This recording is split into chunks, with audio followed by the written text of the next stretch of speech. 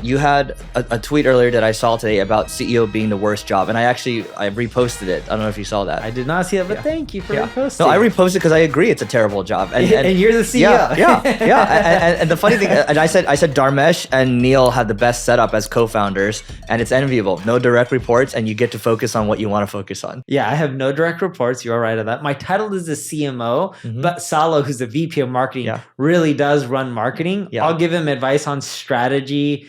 2 to 3 times a month, and I create a lot of my own content, and so he doesn't have to do a lot of that.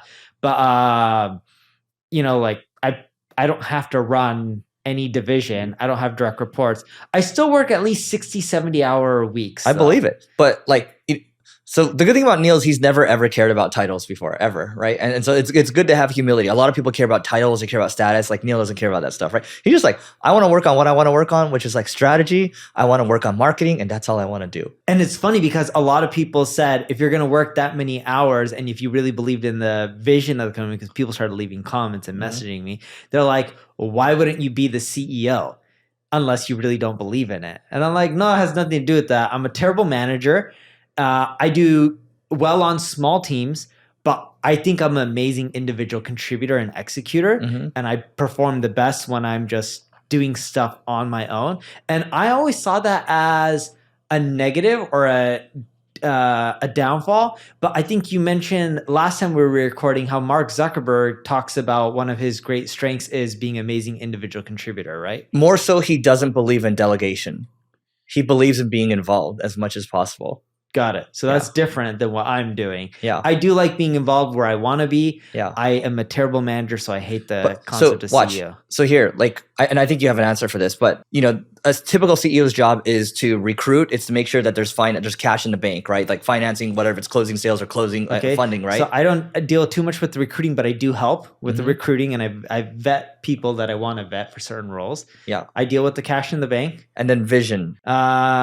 Well, going back to the cash in the bank really quickly, the CFO mainly deals with that. But you watch your money like a hawk. My finance team was like, Neil balks whenever he sees a cost over 2,500. I was like, that's because he's good. He was like, we should be like Neil. We should be like Neil. Yeah, because he'll send me a bill for like $200. I'm like, what is this $200? It's not this. And he started going. Yeah. Yeah, and I dive into it. Yeah. And then I'm like, what was the last time bill for $100 here? Yeah. But I don't watch the money that carefully because most expenses don't come to me. But when I see them, I nitpick all of them. You look at the big stuff. I look at the big stuff. I actually look at the small stuff too when I can see it or when they do share it with me. But by the way, Neil's OCD, everyone. So yeah, but when you said they think about money in the bank, I actually don't really look at our bank account. I looked at our bank account for the first time in the last. Actually, you're right. I look at the bank account probably 2 to 3 times a day. Yeah, that's like so Neil used to look at his analytics every day, and now the new analytics is his bank account. I'm like, oh yeah, because I get a notification. Like I can't just log into my bank account, right? Because I have multiple factor authentication. Yep. And yeah, you're right. I look at our bank account multiple times. Okay. But yeah, and then vision. Vision. I am deeply involved in the vision.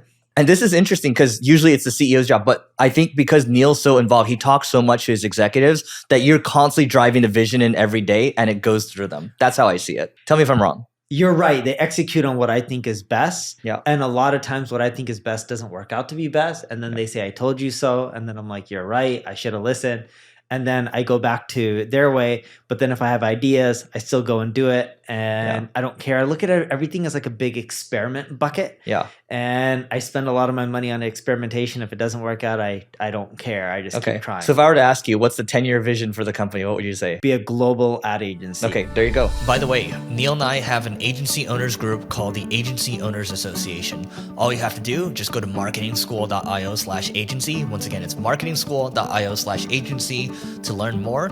And now back to the show. We get enterprise contracts, but we don't really get enterprise contracts. And when I mean really get it, some of our competitors are getting $100 million contracts. I'm not talking about managing $100 million in ad spend. We do way more than that. We even have clients who spend more than $100 million in ad spend. I'm talking about getting a contract where organization pays you $100 million a year for the work, not pass through where you're spending a lot of that on media or actual anything. Actual revenue, right? Yeah. We are not true enterprise where we're getting 9-figure contracts. We can get 8-figure contracts. We can get 7-figure contracts. We've never gotten a 9-figure per year contract. And if you look at some of the big ad agencies, they have massive contracts like that, even like $50 million annual contracts and stuff like that. And we're not at that level yet, but that's the goal within the 10-year, and the plan is starting. Yeah, and I would say you're already doing a lot of, you're moving in a direction, right? Like you're taking action on it because there's a lot of global expansion happening right now. And so that vision actually works because people, A, you're talking about it, 2, you're actually doing it. Yes, and I'm heavily involved in M&A, and I probably talked to my CEO. He made a joke because I was leaving to Qatar over last weekend, and I'm back now. But when I was, leaving, it was a Friday. I was leaving on a Sunday, and I'm like, "Oh, cool. I'll talk to you when I get back." And he laughed. He's like, "You'll probably call me tomorrow," which was a Saturday. And I'm like, "Oh, I'm gonna try not to." And I did not call him on Saturday. You called him on Sunday. I called him on Sunday though. Yeah. Oh, and then people. That's a whole nother conversation. Well, what about work-life balance, Neil? I don't have work-life balance. I just work, and most of my executives work, and we have that culture. But I do try to tell them to have some sort of a balance. The big thing that I try to tell my executives, because in bad economies like this, a lot of stuff just doesn't go the way we want, and people get frustrated. They're like, "Man, take 1 step forward, we get 2 steps backwards, keep getting kicked." Yep. And I tell them, like, "Dude, the business is still growing. It's really healthy." I'm like, "Don't take this crap home." Yep. You got to just keep it at work. Yep. And my CEO, funny enough, works from home because we do virtual working. And I was like, "Dude, you just got to keep it at work and just don't take it home. And it's okay. We're self-funded. We don't have investors. We do fine. Like, move one on." foot in front of the other. That's all it is every single day. And here's the problem with being a CEO, right? Like as angry, we have a couple more minutes here, but like, if you're super angry, you can't show it, right? You have to be like an even keel all the time. And even if you think the company is about to like implode or something like that, you still have to keep a straight face, right? Because the moment people think that like your mind is screwed up, they're all screwed up, right? So you got to keep it going no matter what. You have to be leading by example all the time. And you have to be, Frank Slootman said this, the guy that stepped down from Snowflake, right? And their stock dropped like 20%. Yeah, I saw that. He was an like, ex-ServiceNow CEO. Yeah, he's like, you got to push the pace no matter what. Every single day, you got to drive the vision forward. And as exhausting as it is, too bad. That's your job. And it's hard, but it is what it is. This message is brought to you by Single Grain. Single Grain is a marketing agency ran by yours truly. Single Grain does paid media, SEO, creative, conversion rate optimization, and has worked with a handful of companies such as Uber, Amazon, Airbnb, Salesforce, to startups, venture-backed startups, a lot of different companies. And ultimately, our mission is to do innovative marketing that drives customers. If you want to learn more, just go to singlegrain.com. Again, it's single grain like wheat. And we'll see you on the other side. Elon Musk sues OpenAI. You see the headlines and the articles? I saw the headlines, yes. So for anyone who hasn't been caught up to speed with this, Elon Musk pretty much said, "Hey, when I originally created OpenAI with Sam Altman and who's the third guy? Brock something? Brock Lesnar. Is it Brock Lesnar? No, Brock Lesnar's the wrestler. I want to see if you even know. I don't know. No, it's Brock. And then there's also Ilya, the other one that did the coup to get Sam out. Either way, their mission was to Greg Brockman. Okay, either way, their mission was to build this for humanity and create a better product and help people. And he's pretty much saying now it's just a vehicle for Microsoft. Mm-hmm. And if you look at the board of directors and who's in place, none of them are really in place to keep going with the initial vision. Keep in mind, Elon put quite a bit of money in the early days. He's a co-founder. Yeah, when OpenAI was created. I don't know if other people put in money, but what's interesting about the lawsuit is, A, he's in the AI space himself with Tesla and Grok. I don't really count Grok. It's not that it's not using AI, because it is. But Tesla's really doing some cool stuff with AI, like the robots. I'm assuming you saw the clip of it bouncing around on Twitter or walking. Yep. It's not walking too smoothly, but it's kind of It's cool. a lot better than it was a couple of years ago. Yeah, and they'll iterate on it pretty quickly. Yeah. But what's interesting is he's suing, and he doesn't give a shit about the money. Mm-mm. It's not about what he put in. I don't think this. I think this is the principle. Yes. Than anything. Yeah. And I don't think he wants his money back. No. He wants OpenAI to keep going with its original mission. This is a philosophical thing. Yes, and that's what I actually think is going to make this suit much more difficult than most cases, because it's not easy to settle. He's just going to keep it going because he I has the think money so. to keep it going. You know Yes, what I and mean? he doesn't care for the cash. Yeah, he really usually wants you settle because you just want it to end. He doesn't Yes. care. He doesn't care. Yeah. That's why I think it's going to affect AI. Yeah, it's interesting. I mean, I think Tesla to me is not just a car company. Like it's an AI company, right? It's the robots they have going on. Like it's way more than that, right? Dude, but I I don't think he's think- doing this to be anti-competitive. He's doing this because he just feels like this is the right thing to do. Yes, but to go back to your comment on Tesla, I agree with you. I don't think Tesla's a car company. I think they're a technology company. Amazing technology in their cars. Mm-hmm. Crap cars. Forget about the speed and the acceleration. A lot of electric cars have that. I know he's trying to build a car that goes 0 to 60 in 1 second. No one's done that yet. If he does it, hats off to him. But it's a crap car. I miss my Tesla. Dude, the seats are so uncomfortable. I'm not particular about these things. You know, like Neil is particular about some things. I'm particular about some things. I don't care about my car so much. Like I'm just like this. You know why I liked it? I considered it a good car because the technology was good. Yes, You that's know what I mean? said. Yeah. It's a technology company. But Yeah. if you look at little basic things like seats, dude, we were going from Vegas to LA for one of your events last year. And I was in Mike's Tesla Model X. That's a big SUV, right? Yeah. With the wings. Yeah. The back seat, it's like an L.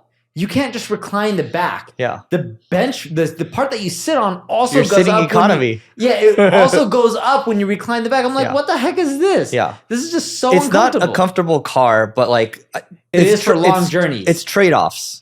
You know what I mean? No, it's an uncomfortable car for long No, journeys. it's not a comfortable car. It's not I thought comfortable you at were all. saying it's not an uncomfortable car. No, I'm saying it is an uncomfortable car in general, right? Yeah. But my point is like, the Thomas Sowell quote is there are no solutions, only trade-offs, right? So the trade-off I'm making is like I'm sitting in a crap seat, right? But I get all this technology and like I can do all these things that I can't do with other cars. Like my car right now, it's electric. I like it. It's really fast and everything. Like it accelerates quickly. More comfortable, right? It's comfortable and it feels nice, but like I And then do miss the build tech. quality is better. Yes.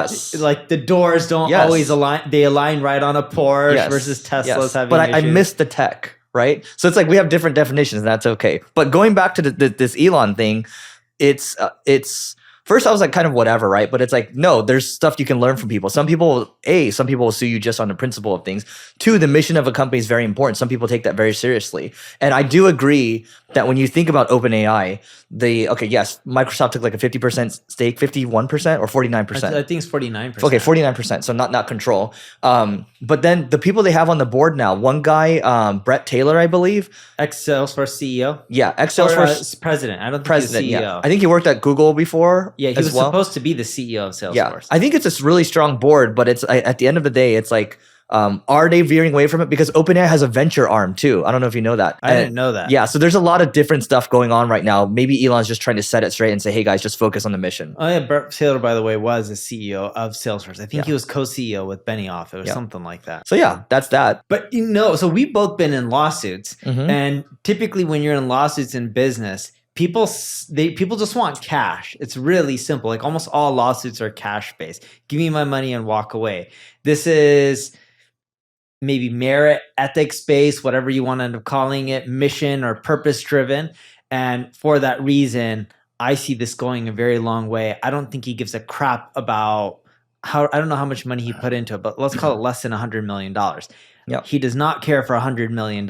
He's made that apparent. Yep. When advertisers on Twitter or F you. X said, like, hey, we're pulling out. He's like, F you, you're going to throw me money? He's like, I don't need it. I don't care. He's one of the world's richest people out there, depending on the price of Tesla for the day. Here's the flip side of it is, okay, well, also Microsoft and OpenAI have a big war chest, and Sam's also pretty well off too. For sure. I don't think it's a money thing because forget net worth. Microsoft spits off so much EBITDA on an annual basis that they have, in essence, unlimited money. But the problem isn't cash. Elon has enough cash. Microsoft has enough cash. It's not like this lawsuit's going to cost them $10 billion or even $5 billion or anything like that. Legal fees can be expensive, but they're nowhere near there. Yep. Maybe they each spend millions of dollars, maybe well into the millions, but I doubt it even gets to 50 million or 100. That's just too high. Well, that's it for this episode. If you want to attend our in-person event, go to marketingschool.io/agency. Agency.